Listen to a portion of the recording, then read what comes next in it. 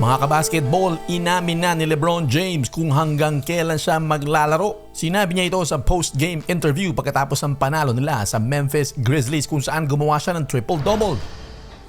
Third straight triple-double ni LeBron James at third straight win din para sa Los Angeles Lakers. Nag-improve ang kanilang kartada to 7 wins and 4 losses. Hindi naglaro si Ja Morant pero nagbalik naman si Marcus Smart. Si Jaren Jackson ang kanilang best player with 29 points, 7 rebounds and 2 steals. 7 players ang nag-double digits para dito sa Memphis Grizzlies. Kasama na nga dyan si Santi Aldama at maging itong si Marcus Smart na galing sa ankle injury gumawa ng 14 points. Pero ito nga si LeBron James ang bida ng laro kung saan gumawa siya ng history bilang oldest player na gumawa ng 3 sunod-sunod na triple-doubles sa kanyang 35 points, 14 assists, 12 rebounds. Sa post-game interview ay pinuri naman ni LeBron James itong si Dalton Knecht. Siya daw ang bumuhat sa kanila.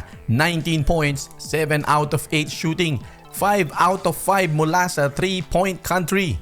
Anthony Davis, 21 points, 14 rebounds, may 3 blocks pa. Ginawa niya ang kanyang 11 points sa 4th quarter. Dahil nakuha niya ang kanyang ikalimang foul, 3 minutes and 51 pa ang natitira sa 3rd quarter. Bumalik siya under 7 minutes na lang ang natitira. Spurs ang next game nila. Patuloy na umaandar ang orasan sa karera ni LeBron James sa NBA. At para sa kanyang mga tagahanga ay gusto nilang hindi na matapos ito. Isang maituturing na himala na nakakapaglaro pa si LeBron James ng ganitong kalakas na level sa kanyang edad. Pero sa post-game interview pagkatapos silang manalo sa Memphis Grizzlies, inamin ni LeBron James na nabibilang na at napapalapit na ang kanyang pagreretiro. Aniya sa wikang Ingles ay hindi na raw siya maglalaro pa ng mahaba. Mga 1 o 2 taon na lang daw.